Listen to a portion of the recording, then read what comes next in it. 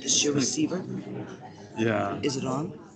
Yeah, it's on. It was working just a minute ago. Okay. Before the Check your different. You want to check your batteries? Yeah. And I'll just use the computer if I have to, but it was just working. Try the advanced button now. Yeah, why did that work? When you're going back and forth, if you don't click back on the presentation, it won't advance. Okay, so it's good. Okay, I'm good to go then. Yeah, I'm ready. Yeah. This camera, I think I hit record. It's recording.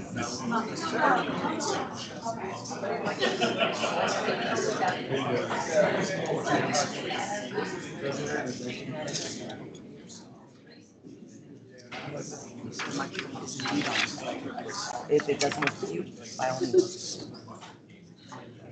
Good afternoon, everyone. Welcome to this event, Laudato Si at 10. The past, present, and future of integral ecology. Let's begin with a prayer. In the name of the Father, and of the Son, and of the Holy Spirit. Amen. Our Father, who art in heaven, hallowed be thy name. Thy kingdom come, thy will be done, on earth as it is in heaven. Give us this day our daily bread, and forgive us our trespasses, as we forgive those who trespass against us. And lead us not into temptation, but deliver us from evil. Amen. In the name of the Father, and of the Son, and of the Holy Spirit. Amen. It's a great joy to welcome a longtime friend and colleague, Dr. Matthew Ramage. I'm so grateful that Dr. Murzaku invited him as part of the extensive series of lectures that Catholic Studies offers.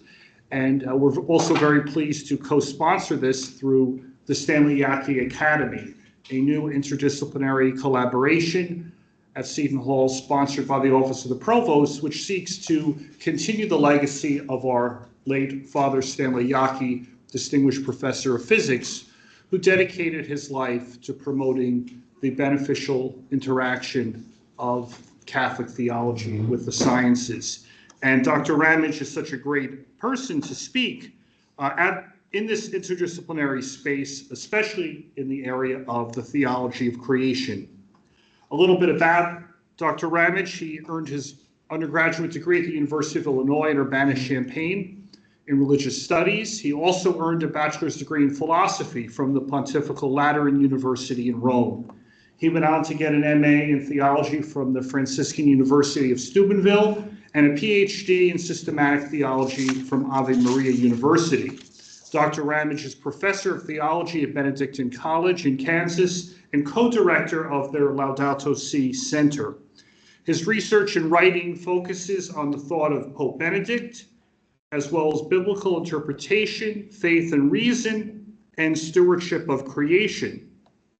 He is the author, co-author, or translator of over 15 books, including Dark Passages of the Bible, Jesus Interpreted, The Experience of Faith, Christ Church and the World, and World Religions, and his latest book, From the Dust of the Earth, Benedict XVI, the Bible, and the Theory of Evolution.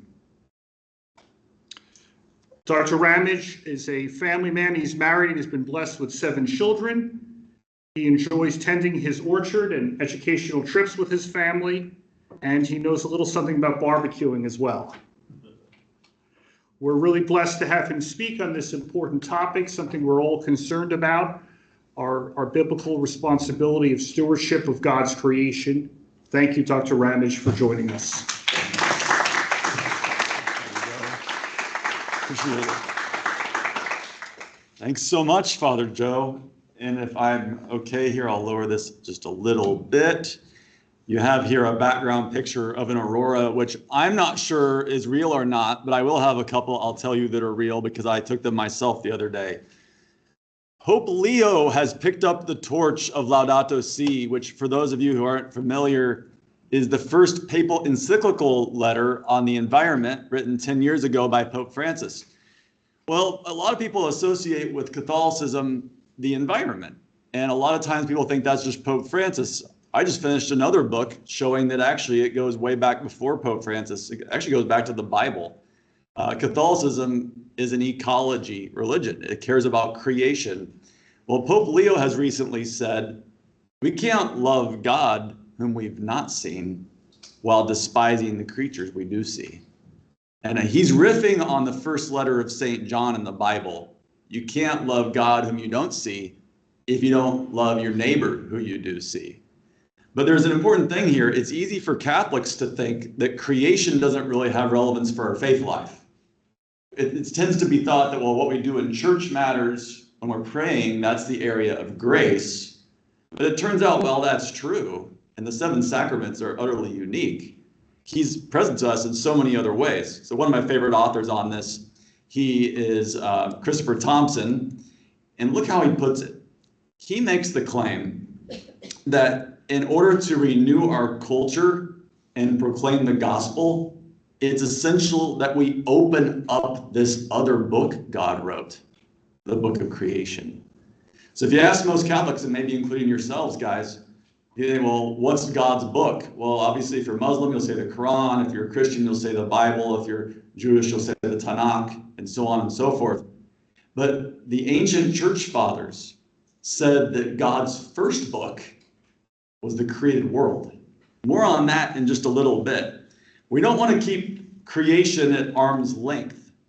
So there's a great quote here from Pope Francis. There are plenty of environmental problems to go around. Now, I, being a lover of the sciences, but not a scientist, thankfully don't have to weigh in on all the data points of climate change and so on. What I can do is take the church's teachings and illuminate the science that we're given with the light of faith. And what we see in theology is that creation is not primarily a problem. Francis says it's a joyful mystery to be contemplated. So if we take that posture toward the world, first of all, it's a gift, everything. You guys have more beautiful trees, I think, than we do, okay? That's a gift, it's beautiful. You take it for granted. Get to know the trees around you. God gave those to you for this specific purpose, sometimes of literally using them, but if not using them, of being uplifted to Him through them. Now, when I go into a scientific data point, I like to show I didn't make it up. So, a neat little thing that our physicists could always correct me on, but on Caltech's website, there's this neat image I came across recently in which every dot on this screen is supposed to be an entire galaxy containing billions of stars. There's so many different illustrations you could take for the glory and majesty of creation, but the commonality is it's supposed to put us in awe. You know, whether you go down to the microscopic level of the immense complexity or whether you go to the transcendent level of the Big Bang roughly 14 billion years ago, God has been doing this grand plan, and here we are able to be the only creatures we're aware of that can contemplate it, to give thanks for it. So I'm going to quote various popes. Here's one from John Paul II. To my knowledge, he coined an expression which is the sacramentality of creation. Of course, the seven sacraments, what is a sacrament? I could go quiz you college students, you know, if you grew up Catholic, what did you learn? Well, it's a visible sign that makes present invisible reality, makes God's presence to us, okay? Well, when John Paul said creation is sacramental, he's saying that through the encounter with the natural world, we're getting God. And you see this in the church's hymns. I mean, here's one of my favorite texts. Lord, how thy wonders are displayed wherever I turn my eye. If I survey the ground I tread or gaze upon the sky, there's not a plant or flower below that makes thy glories known. Even mosquitoes glorify God. And clouds arise and tempests blow by order from thy throne. And so much did the ancient church believe of this that St. Paul, building on the Old Testament book of wisdom, said, you actually can prove God exists through nature. We look to the natural world. I'm not going to spend the hour I would need to prove God's existence to you right now, okay? But it's actually very straightforward. You don't have to know molecular biology to do it. You don't have to be an astronomer to do it. So here's my aurora picture, guys. Notice this is not just a normal photo. That's an airplane. Okay, so this is a 4-second exposure, but I have shaky hands due to my kidney transplant meds. I don't even take that good of photos. Here's another one. I'm guessing you guys had too many city lights up here. I'm not sure. But there are some benefits of living in the middle of nowhere. And so I found one of them in this case. So everybody loves St. Francis of Assisi, you know, Giotto's famous image of here preaching to the birds. But Francis didn't invent that. It goes back to the Bible. The Psalms are all about this. Psalm 19, you're contemplating the glory of God. In fact, it says the heavens declare, or alternatively, they proclaim the glory of God. There is no speech. They don't have human words, and yet their word, their voice goes out to all the earth. And then in the book of Daniel, the 3 little guys, you might remember, they're thrown in the furnace. And they're miraculously kept alive, and they're praising the Lord and thanking the Lord for all of his works. Every work, ice and snow, frost and chill, light and darkness, ye dolphins and all water creatures. See, the way we thought of it was that every creature blesses the Lord just by virtue of existing. So species are worth having intrinsically. Not only would removing one likely have drastic ramifications for the ecosystem, each one reflects God in a different way. So this idea of God writing a book, let me give you one of probably 50 quotes I have on this. I have the scholar's temptation to cite every source, and I'm going to resist that temptation here. Okay? St. Augustine's one of the most famous.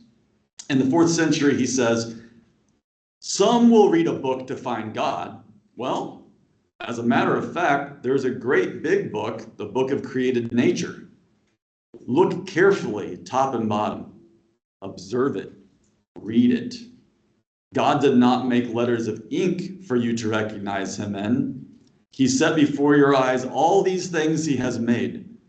Why look for a louder voice? Heaven and earth cries out to you. God made me." Every creature speaks of God.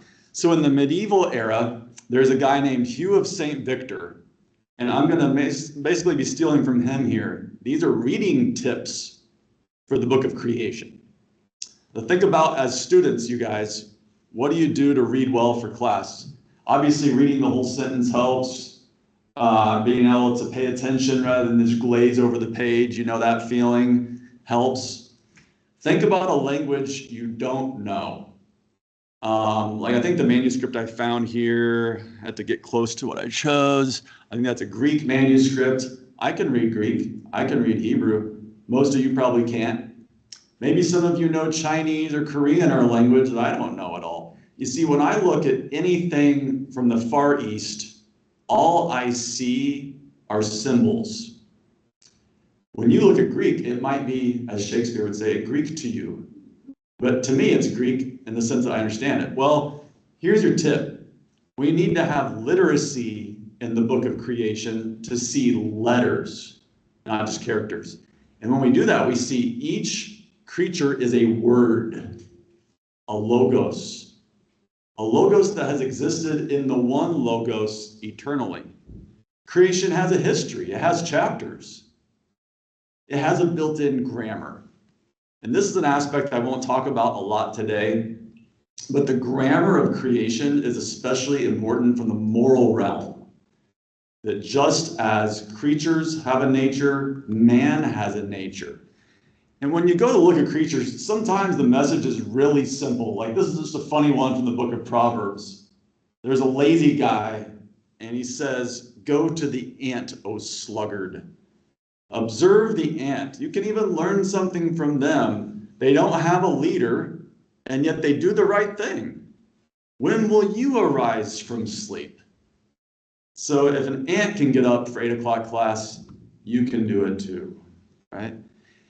Well, sometimes the message is not that clear. I like to garden a lot. Like Father Joe said, little orchard I have. I have a number of grafted trees. So grafting is an ancient practice. They've been doing this from time immemorial. And I want to get a little quote from St. Basil, the Church Fathers. "I have a fig tree," which is probably not supposed to grow in Kansas, by the way. but it's a special variety called a Chicago hardy fig tree. And what they did in the ancient world with figs is they would take wild figs and they would tie them onto the branches of the figs they were cultivating. And the thought process seems to have been, they figured out that if they tied the wild fig onto the tree, it would help the one they were cultivating to drop less fruit, to be more productive. Now, they thought biologically what was happening is there was some kind of sap transfer. It turns out that's not what's going on. Some of you guys might know this, but apparently, if the biologists I read are to be trusted, then there's a fig wasp that goes inside of it and pollinates it. They didn't know about that. I mean, they're believing in spontaneous generation at this point, okay? But there's still a scientific lesson there that's fascinating. But the theology one, what's it trying to tell you? Well, St. Basil says, you need to be like those fig cultivators. Let's say you're a theologian like me. You have to be able to take the wild fruit. You might need to read people who aren't Christian or Catholic Bible scholars and learn from them. You might need to learn from the godless physicists, like Father Joe there. All truth, no matter its source, Thomas Aquinas said, is from the Holy Spirit. This is a really beautiful conviction of the Catholic Church. You just don't see a lot of places that it's good for you to be around the wild figs. So you learn the truth by interacting with it elsewhere. You get to know the church's truth better. Well, perhaps the most difficult part about reading the book of creation is that the book is a dark story sometimes. I mean, there's death everywhere. There's been death for, as far as I can tell, at least 3.5 billion years. Why would God do this? Well, I want to give one little piece of the puzzle here. One of our media guys at my college made this beautiful image where, as you can see, there's a crucifix in the eye. You see, the way that some people like Pope Benedict, the guy I spent a lot of work on, look at it, is creation has what they call a paschal structure. Paschal mystery, the cross, death, resurrection of Jesus. See, everything in creation dies and rises. Jesus himself said it, John 12:14, unless the grain of the wheat falls to the earth and dies, it remains alone, but if it dies, it bears much fruit. Even Jesus looked at nature and taught us. So he was talking about his own death and resurrection. St. Paul in 1 Corinthians 15 picks this up and says, what is sown into the ground when you die is a terrestrial body. It rises as a spiritual body. And it doesn't mean spiritual in the sense of like a ghost. It's a body that's more body than you could ever imagine. Think about this. The acorn going into the ground. It's not really a potential oak tree. It's an oak tree with potential. The ancients thought of it more like the semen, but it's actually the fertilized tree. In the same way, Catholics, as you'll see here in a minute with Pope Francis, we believe the human embryo is already a person, not a potential person. So the point would be that things get very dark, but if you look at all of nature, cross and resurrection go together. And that's a spiritual lesson that we learn in the church from the natural world. So death is not an absolute evil. In heaven, there will be no death. We'll have overcome it. But in the meantime, it serves a very important purpose. Well, I don't know if any of you guys are fans of these people, but I like J.R.R. Tolkien. I like C.S. Lewis. I like G.K. Chesterton. I like good literature. And they have a very interesting commonality in their myths that they have written. And it goes back to this image of creation not only as a book, but creation as a hymn or a song or a symphony. Different images, same thing. But think about music. I won't quiz you guys. Curious though, is anybody a music major or minor? No, not in this room. Somebody surely knows a little bit about music though. I'm a guitar player, and I say guitar player rather than guitarist because I just play guitar. All I can read is tablature. But you know, minor chords serve a purpose. Dissonance serves a purpose. And what we learn about creation is the dissonance is there for a purpose, and that dissonance is pain, suffering, and evil. I'm going to ruin a little bit of a Tolkien story for you if you don't already know it. It's a little creation myth he wrote. The one God tries to create the world and he sings it into being. But then there's this devil figure in the myth, and he starts to undo it, so he thinks, by weaving in dissonance. Well, what happens is the one true God, Iluvatar, ends up taking the dissonance and weaving it with the original tune, and he makes a better song than it was without the evil. That's Christianity 101.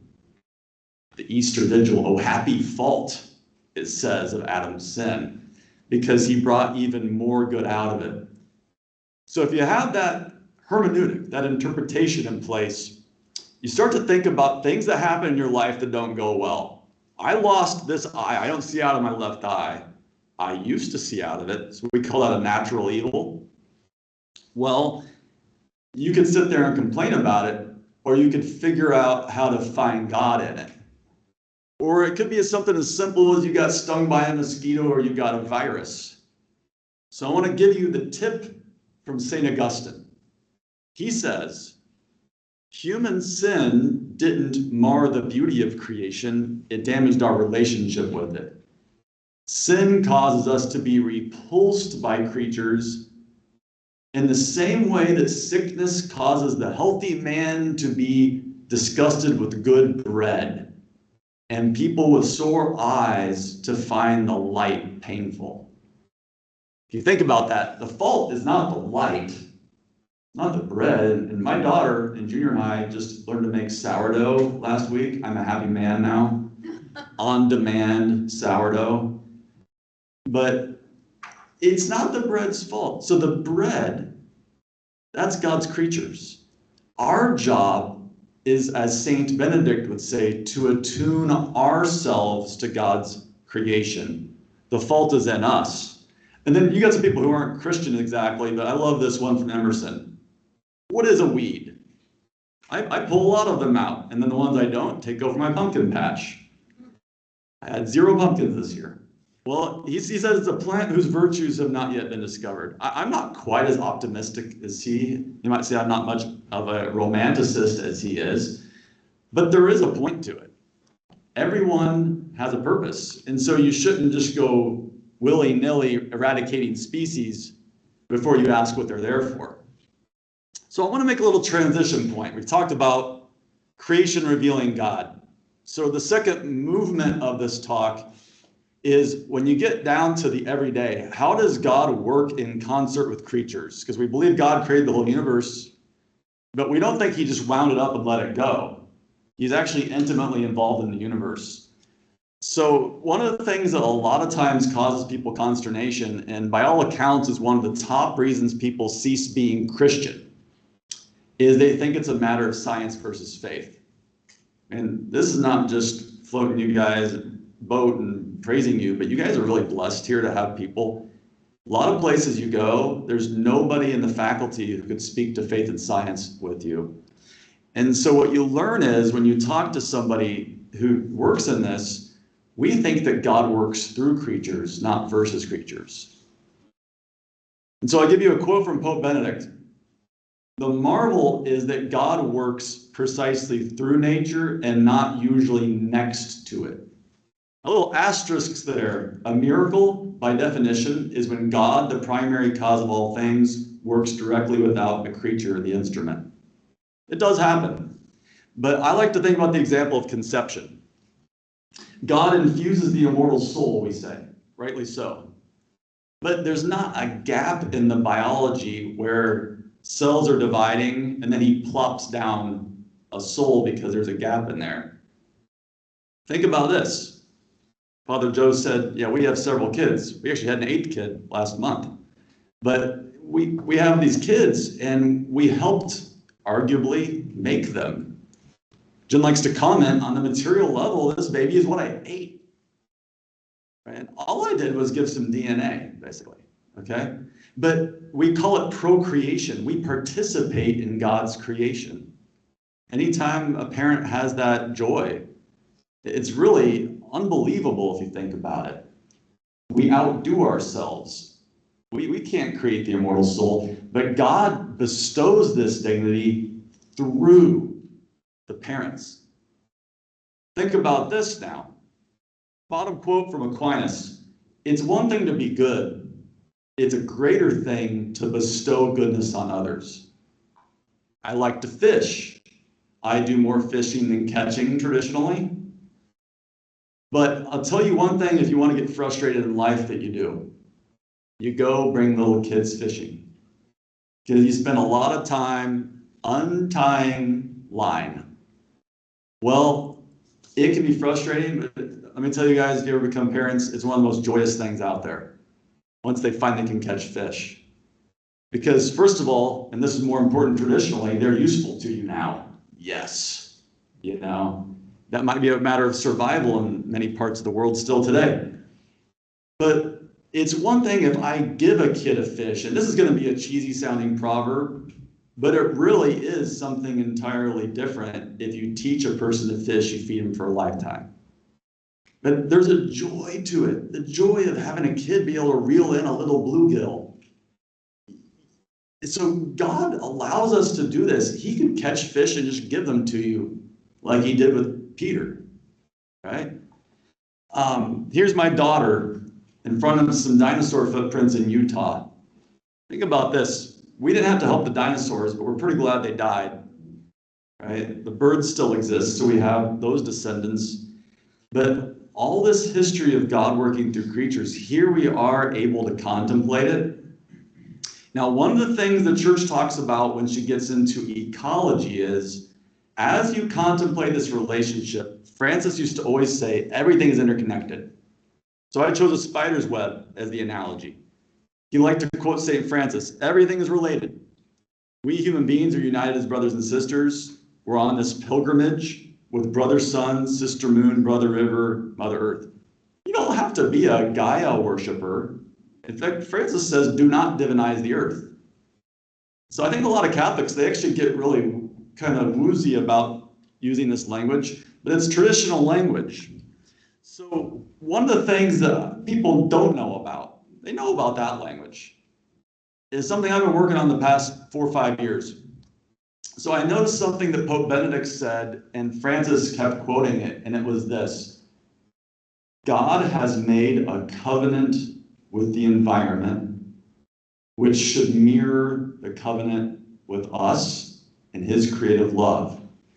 I call it a covenant with creation or a cosmic covenant. And the initial thought is, well, a covenant is like an agreement, okay? We have to have free will. I agree to this for you, you do this for me. Marriage is a kind of covenant. But all creatures are part of it, like he tells Noah here. I make a covenant with you, and every living creature was with you. And on the story of Noah, we can set aside the science here for a moment, but it's supposed to be every creature on earth. So all of creatures are part of one giant covenantal family. Francis then says, if you want to help present day environmental problems, you need to realize we're all in covenant together, animals, plants, everything. And then he makes a really important move that I find is not sufficiently done in the secular realm of environmentalism. Here's what he says. We don't face two separate problems. We have one united problem. And it's a social problem and an environmental one. So we want to preserve the natural world, but also caring for the most vulnerable among humanity is just as important. In fact, you can't even have one without the other. Look at that bullet point. He says it's contradictory to ask people to respect Mother Nature if we don't respect our own nature. And we're going to look at the implications. What are the kind of takeaways he has for a minute? Well, I want to give you another expression. Francis got this from Benedict, who got it from John Paul. It's called human ecology. I think it's genius. Human ecology says, just as the ecology studies the natural world and says it has certain rhythms we ought to respect, human nature has rhythms we ought to respect. All kinds of things we should probably not be putting into our bodies or doing with our bodies. We have to remember we're not God, but also we're not just another creature. So get this, Francis says, we can't logically be expected to be responsible for creation if we aren't any different from other creatures. I find there's usually one of two errors I run into, which is to be expected because the virtue is the middle between two extreme errors. On the one hand, I have found that sometimes my fellow Catholics think that we are utterly superior to other creatures. They're just matter that we can do whatever we want with. On the other hand, you have the idea that because we are indeed animals, we're just another animal. So Francis says, but wait a minute. We don't hold dogs to moral standards. We don't hold dolphins to moral standards. And this is actually a joke. I don't know if this is a real thing or not, guys. I'm going to summarize it for you. I think it's actually a true story. And it predates AI and all that. So apparently, this guy got a cease and desist letter from his county government. Quit building the dam. You're messing up the waterway. Your neighbors are complaining. And the guy, I guess, got enough of their notices, and he wrote back and said, I'll stop building the damn dam when you tell the damn beavers to stop building the dam. He didn't make the dam. He wasn't morally responsible for it. But the beavers weren't morally responsible either. You may not like what they did, but they're not at fault for it. So we're different than beavers. You know, you're going to pay a fine, and there's certain things that are going to lead you to jail even, you know?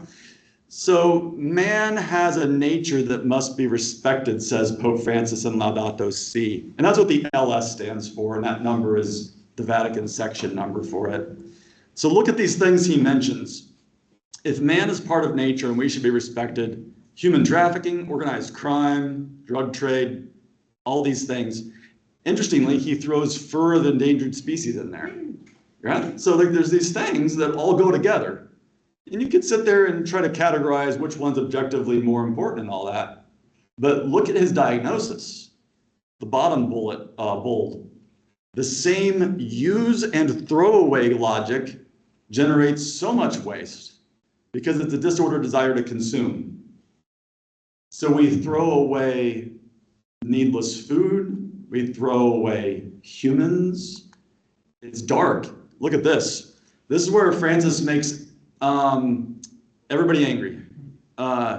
So on the one hand, here's my experience, guys.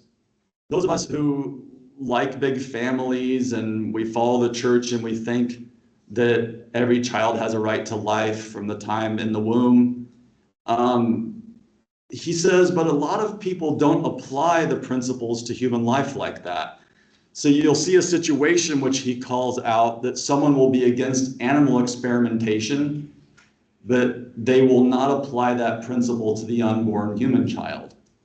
Well, it was really intelligent of him to point that out. And he says that the inalienable worth of a human being transcends their degree of development. And then he continues, and by the way, Francis is the Pope who has done more than any other to speak of the dignity of the human embryo. He says, look, when we fail to acknowledge as part of reality the worth of a poor person, a human embryo, a person with disabilities, look at all those important stages. It becomes difficult to hear the cry of nature because everything's interconnected. So think about the logic here. If you're justifying to yourself that it's morally acceptable to take human life at those stages, it's going to be hard to convince you that the bald eagle is worth caring about. Since everything is interrelated, concern for the protection of nature is also incompatible with the justification of abortion. I thought it was really interesting, not in this document, but another one. Francis was known to be, at least as far as American characterizations go, a more progressive pope.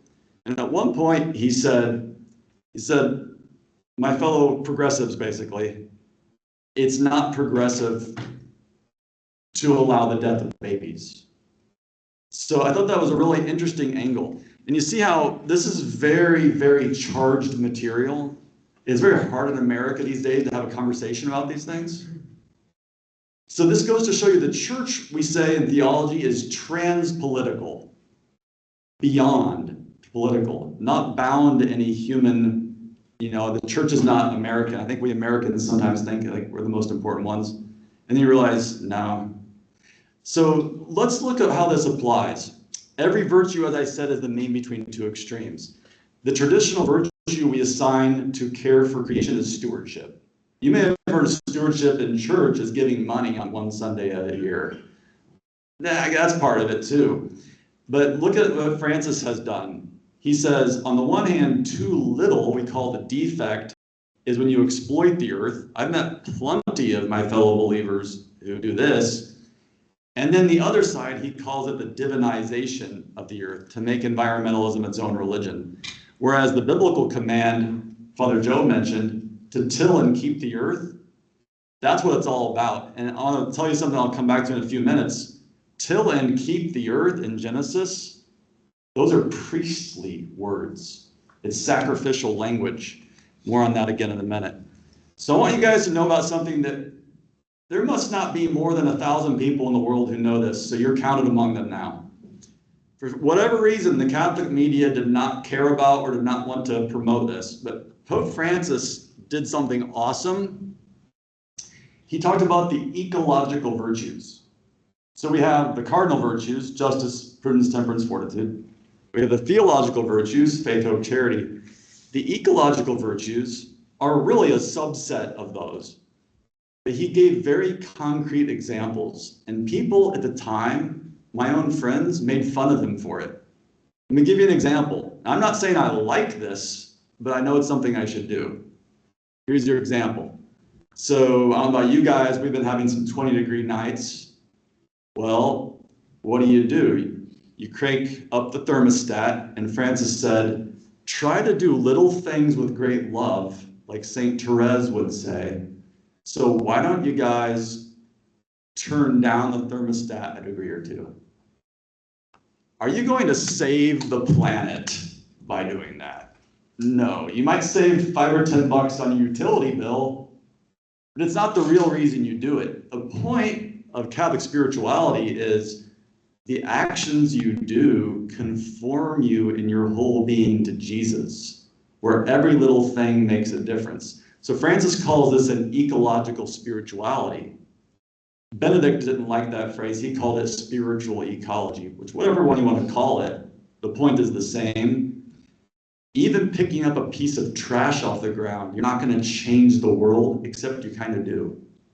In fact, get this. This is something even bolder Pope Francis did. This is all in the wake of Laudato Si, trying to implement the thing he wrote. He actually instituted a new corporal and spiritual work of mercy in the church. And again, I think like no one paid attention. But the corporal or body works of mercy are things like feeding the poor, all right? So it's pretty clear that cleaning out a waterway, or our college students, they go and pick up plastic bags and trash along the Missouri River bluffs, those sorts of things. Our kids are junior rangers. Hey guys, curiosity for me. Is anybody when they were little, were they a junior ranger? No? Okay, you all been deprived as kids. The National Park Service, if you have kids, it's a cool program. They get these little badges. But the junior ranger pledge that our kids get when they go to the national parks is they're gonna pledge to take care of the park. They're gonna pick up trash. They're gonna do little things. And the kids love it. They can collect badges, but they also start to develop these virtues. The weird one here is the spiritual work of mercy. Spiritual work of mercy is things like praying for the dead, instructing the ignorant. How would that relate? I want to try to explain this. Try to pick up what I'm laying down here. How is care for creation spiritual? Well, when you bend down, that very action of bending down to pick up trash is quasi-sacramental. You're performing a physical action and you're humbling yourself at the same time. Your body is according with your mind. in your soul. So as you start to pay attention and you don't throw the litter out the window, as you pick up the trash, as you turn down the thermostat, as you do something more serious than that, maybe you start walking somewhere when you could drive, all things that Pope Francis gives suggestions for, but you have to discern your own way. When you do the physical things, you change your soul. That's why it's a spiritual work of mercy. At least that's my interpretation, because the Vatican doesn't get one. So I call this then a mysticism of the ordinary. And I'm going to steal this line from G.K. Chesterton, a great Catholic author of 100 years ago, one of the greatest Catholic writers in the English language. So he says, the world will never starve for want of wonders, but for want of wonder. We should always endeavor to wonder at the permanent, not at the exception, by the sun and not the eclipse or aurora. We should wonder less at the earthquake and wonder more at the earth. And again, I use the example of the Northern Lights I saw 2 nights in a row. I'm oohing and awing over that, but if you really think about it, first of all, almost everybody's pictures are doctored. Or if they're not doctored, they're like mine. They were on longer exposure. It's not what you see with your naked eye. But everybody gets excited about the aurora, which makes me happy, but they don't actually look at the sunset in a given day. And I actually think that my own backyard is quite pretty. A lot of times I just don't pay attention. So here's an analogy I want to give you. I'm stealing this analogy from President Theodore Roosevelt and John Muir from a plaque I saw last month at Yosemite National Park. You're sitting there looking at these 3,000-year-old sequoias. And as they were out there camping, pre-electricity and all that, they said that this is like a great cathedral of nature, greater than any that could be made by man. Now, as a Catholic theologian, you're like, is this accurate or not? I kind of like St. Peter's Basilica, and I like Hagia Sophia here in ancient Constantinople, modern-day Istanbul. Guys, this is my local parish. It's a pretty nice church, but I take it for granted. I like big, ancient churches. Well, how does that apply? That right one, to me, it looks like it was painted, but that's just taken with my normal cell phone camera in Yosemite. This on the left is a parish of nature. That's a cathedral of nature. I think anybody you ask would say which one is grander. It's Yosemite. So you have people like me who live in so-called flyover country and recognize that it's flyover country. And so we go and we seek beauty elsewhere. But I have come to see, because of the persistence of my wife, that Kansas is actually beautiful. And look at that, guys. I just proved to you it's not flat. A lot of it's flat. Not my house, though. I grow 12, 13-foot sunflowers, got a cornfield, and then the neighborhoods are another mile down, so it's quite nice. So what I have come to see is that even just prairie is pretty. That's the conversion we have to have. And you have to do this by getting out in it. I like to fish. I don't know, my dad 20 years ago took this picture of me. It's all I had of fishing, so I put it up there. Get out, touch a fish, smell a smell I still don't like. Pond smell. Grow yourself something. And I like something that the popes have pointed out, you don't have to have an orchard or a huge garden like I do. You can just grow one plant, grow basil, make pesto. All right, now I want to shift as we start to drive this home towards a conclusion. Everything that I've been saying, the Bible would say is liturgical. Adam and Eve are put in this garden, and they're told to avad and shamar the garden, to till and keep, we translate it. But when you read the rest of the Pentateuch, like the book of Numbers, those same words are used of the Levites, the priests, when they are ministering at and guarding God's tabernacle, later the temple. There's no way this is an accident on the part of the sacred author. They're very deliberate about these plays on words. What it's trying to say is, we, Adam is the first man and he's every man, as Pope Benedict always said. We have the vocation of stewarding creation. one of my favorite lines of the Second Vatican Council is, we are called, not just priests with collars, we are called to consecrate the world to God. But consecrate is priestly language. How do you do that then? Pope Francis explains, endowed with intelligence and love and drawn by the fullness of Christ, we lead creation back to its creator. But then how do you do that? Neat little quote by a venerable Enrico Metti. Very mystical poem. He says, I lift you, creatures, above yourselves, and in prayer I hand you to the Creator whom only through me you, the stars, can adore. This drives my biology friends nuts. Maybe it'll drive you nuts too. But as a theologian, we actually say that we bring something to the creature that they don't have by their nature. When I contemplate the creature, I raise it above itself. Like that dinosaur, there's never been anybody contemplating that dinosaur until the first person who looks at it. Now, all of a sudden, that dinosaur has its place in someone who's going to have eternal life. Which brings us to our last subject. Guys, the word eschatological in theology means end times. So here's a fun one to think about for a few minutes. St. Paul is quite definitive. He says that all of creation is groaning. It's groaning in labor pains even as it awaits being set free. St. John envisions a new heavens and a new earth. And if you look, in the book of Revelation is a crazy book. It's a city, but it's a garden. It's a garden city. All of creatures are there, in heaven, on earth, under the earth. They're all praising God. So the church has been really emphasizing recently, like the last 100 years, what you see here in Pope Francis. He just comes out and says it. Eternal life will be a shared experience in which each creature, you can translate that every creature, resplendently transfigured will take its rightful place. As this ancient mosaic from the Louvre has it, the wolf will lie down with the lamb, the child will play in the adder's den. But this raises the very, very serious question that Calvin and Hobbes bring up. Do you think that tigers will go to the same heaven that people go to? I mean, in heaven, everyone's supposed to be happy, right? But people wouldn't be happy if they were always in danger of being eaten by tigers. On the other hand, heaven wouldn't be very nice without tigers. I mean his best buddy, right? I wouldn't be happy if there were no tigers. I'd miss them.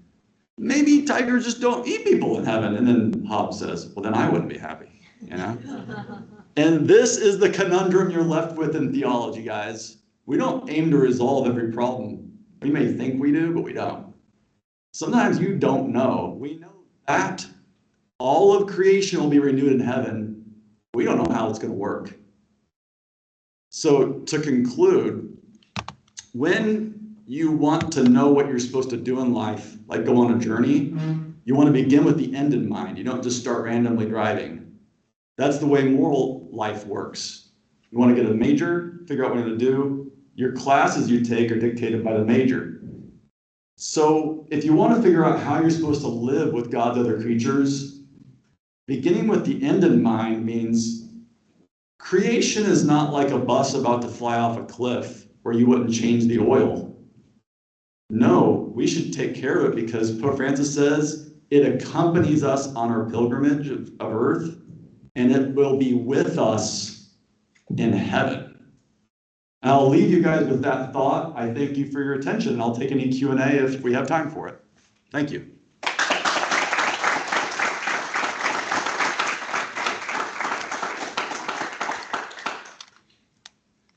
Yeah, if you have any, and they can cut me off whenever they want to cut us off, raise your hand really high or just start talking because I don't see extremely well.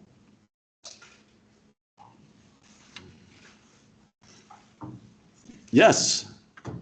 How was Laudato Si accepted or criticized after its initial introduction to the world? And I'll repeat the questions in the mic since I have it, and it's I think it's being recorded. So, how was Laudato Si received? I would say you see in different parts really well. The Vatican has an entity established that's dedicated to it. They have their own garden now. I'm hoping to get to sometime called the Borgo Laudato Si. You see some different institutes out there. I unfortunately think it received a lot of negativity. And at least this is colored by my experience where I am. I don't know if that was me doing that. Oh no, we have a random person being called on Teams, it looks like. Here, let me, is that me? Yeah, it's on your computer. Let's see. Who am I calling?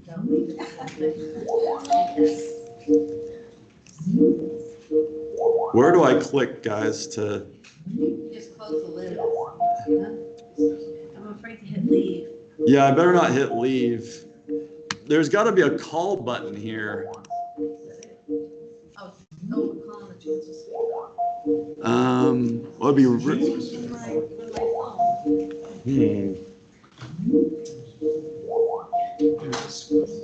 You can do it there behind you. Yeah, behind you, just hang up there. Oh, okay. And hung up yourself. Was somebody calling us? Yes. Chancellor Suite, yeah. The Chancellor's suite was calling us.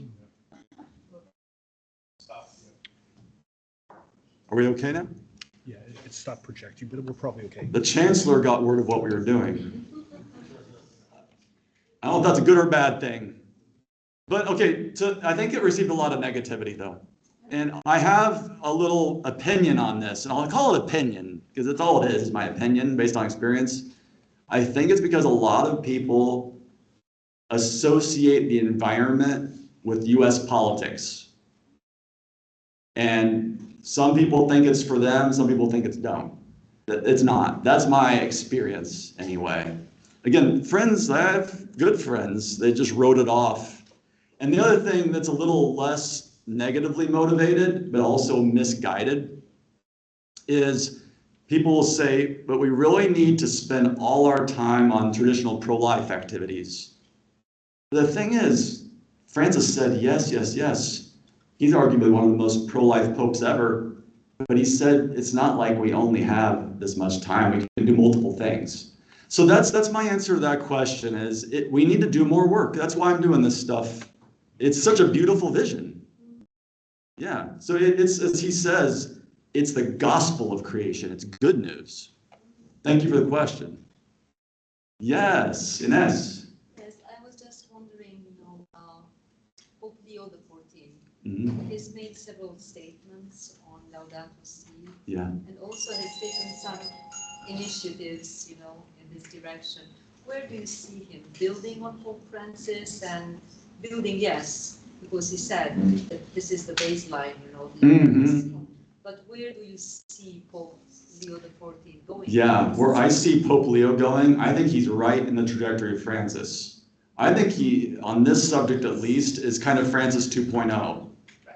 And what I do is, as a theologian, papal nerd, scholar, guys, I try to read everything a guy writes. And I don't know if I've got it all, but I've got a lot of what he said on the subject so far since being elected. And it's beautiful. He emphasizes with St. Bonaventure especially, and St. Augustine, because he's an Augustinian. That's me probably ringing now. But he's emphasizing with them that every creature reflects God in some way.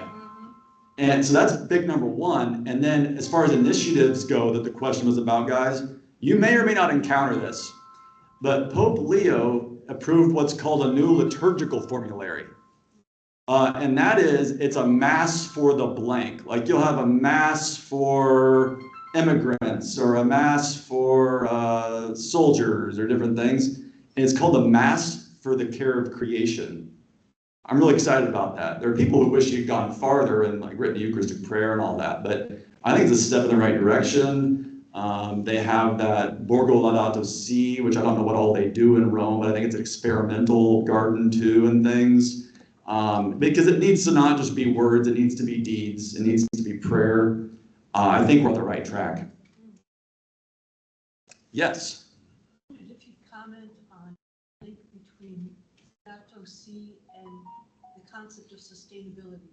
Yes, Francis, yeah, the concept of sustainability in relation to Laudato Si, right hand in hand. Yeah, because he begins those first couple of chapters of Laudato Si, he does a very positive but critical laundry list of our problems. And of course, he mentions climate, but he mentions deforestation, he mentions the sea trash, all these different things. And then in his Laudate Deum, the one that he spent more on climate, he really stressed sustainability. I've actually, if anything critical, I try not to criticize popes. I might have said he could have had a couple more points of nuance in there. But nevertheless, I think it was really important that he does stress sustainability. It's not usually the terminology they use for it, but it amounts to the same thing. So what I see the popes doing is emphasizing, look, we only have so many resources on this earth, and we've got to make the best use of them because they're God's gifts and not fall into magical thinking, like because we're that special, God's going to randomly provide us with fossil fuels from Mars. And one neat thing I have to add to this is because climate is such a loaded topic, I have a new way of addressing that I got from one of my engineering colleagues. And this engineer is, I don't think, a person who would be inclined to make up stuff. And he goes through and he calculates how many decades are left before we run out of coal and gas and things. And I'm not going to be able to repeat the exact numbers, but it was within the 100, thank you so much. It was in the 80 to 140 year range. And so I thought this is an interesting argument. You could talk sustainability in relation to carbon, but that's going to turn people off, like Bill Gates was talking about a couple weeks ago in a very good essay he wrote. But then you have to remember, we're just going to run out of stuff. So we better start doing something about it. And so I hope that gets to your question. I think the popes are very good on this. I just want to follow up with something. Sustainability is a concept and is a word.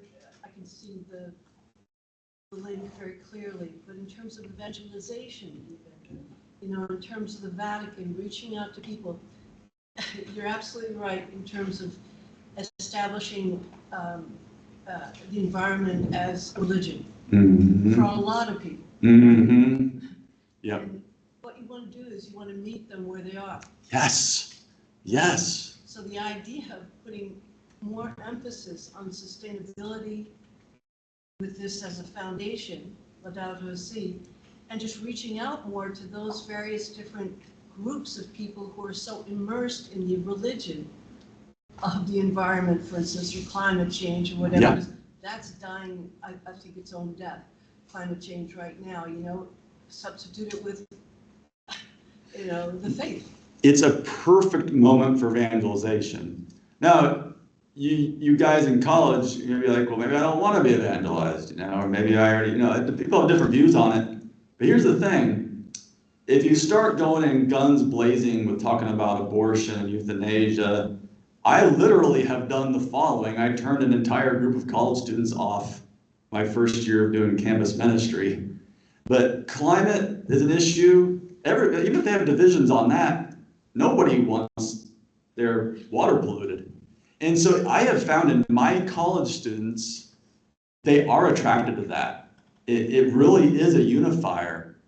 And I was given this talk at Cornell a few weeks ago. I was having a good conversation with a Chinese Muslim about it, I'd love it if he became Catholic, But the point would be, we have this commonality. And you know what? The traditional language is natural law. But that's not going to work for a lot of people. So we have a language we can speak to people today. It's beautiful.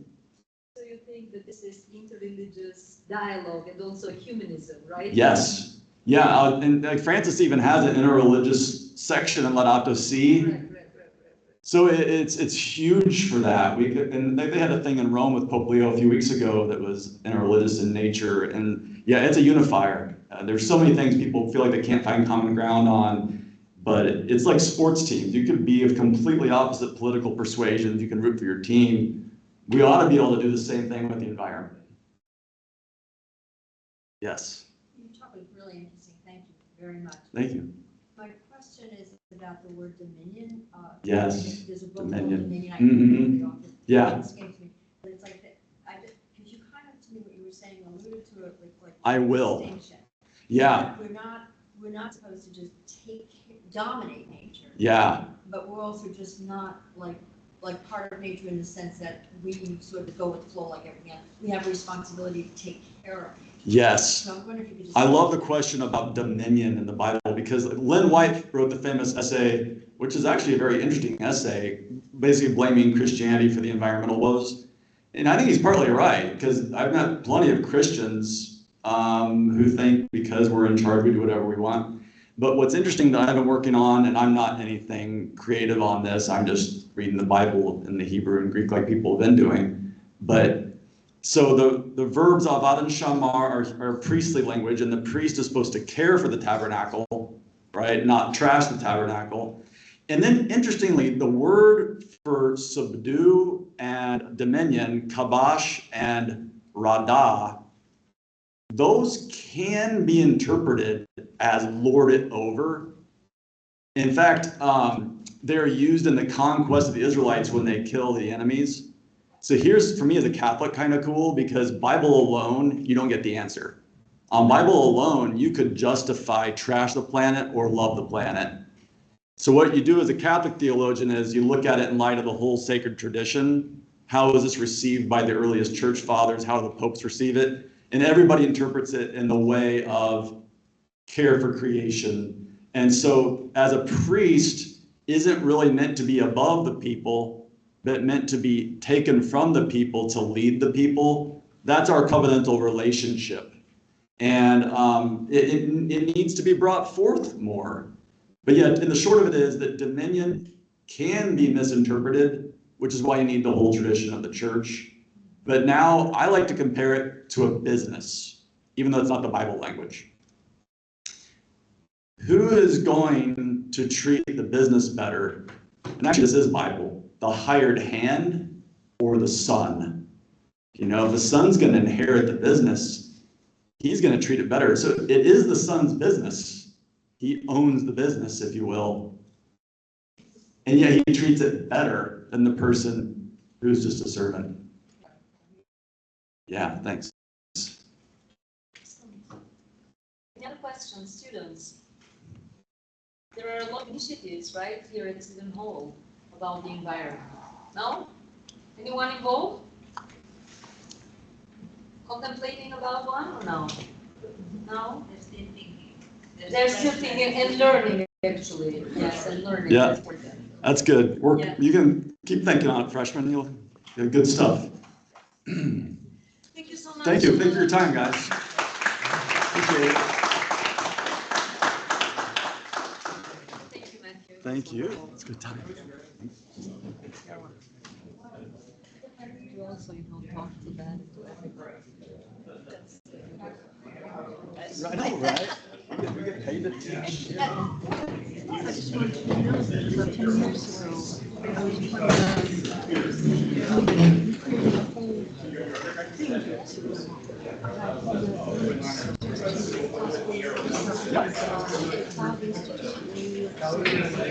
There were about 100 activities. Myself, Orange, West Orange, Livingston, and whatnot, and it was the same as Helen. It was very successful. Very successful. But no, I just want to point that out. It's called the Cloud Institute. Jamie Cloud is the person who was one. I was involved in this for maybe about 5 years. She had lectures here. I was traveling to New York City and stuff. And I just think that just so well because it is a secular institute. And if anything, she's from I believe Ohio, and she's a Protestant. But they're just things that she said, where I could just see it so easily. Yeah. The point that I brought up was, meet these people where they are. Yeah, I think that's Because important. they don't have They don't have a religion. Yeah. And then just combine it with something that they're already to, you know, that complements it. Yeah, you think that's really nice. Brings it together too. Good. In a way, it's kind of my family on the province. I don't know anything about this, but I'm very interested. They were fabulous. They were really fabulous. And unfortunately, they wanted to institute a very developed program, educational program, and things like that. And they wanted to institute it at Columbia High School, which is the high school right next door, you know. But what happened was that particular year, I don't know if you remember this, you're not involved in this, high schools, the government schools. They were withdrawing money from the public schools. And it was just a tremendously missed opportunity because it involved, again, very well thought out programs and stuff like that. It was a real shame that it didn't, certainly I can send. Yes, it, you know, we can do something. It's a continuation of this. Again, I would that that's sad, you know, but I put everything signals that doesn't solve not If you could give me, I think it would be a very interesting thing, you know, I wonder how many, what, you know, in terms of students and things like that, you know, oh, okay, so let's take a look, you know, otherwise there's well, it's kind of it's a huge room because Yeah. it's a huge room. Yeah. So it's just like, Yeah. I don't know. Yeah, right. Yeah, it's true. And they don't show up. Oh, it's true. I know that goes. Yeah. afraid to ask the question, whatever, you know, they're sitting there. That's right. That's right. Thank you so much. I Yeah, yeah. really enjoyed it. Yeah, they're just like my students. Yeah. Yeah. Well, I'm from Illinois, but I teach in Kansas. They're very fantastic. That was the seventh. So I Yeah. Yeah. For a lot of them, it's first time. Oh, we have the 19th, no? Absolutely, absolutely. That's why it would be wonderful to get a little deeper into it. Yeah. Oh, thanks for mentioning that. I appreciate it. I'll remember it. How did I? Yeah. Not hard to remember things like that. No, Jamie. C-L-O-U-D. Exactly. Yeah. Thanks. Yes. Thank you.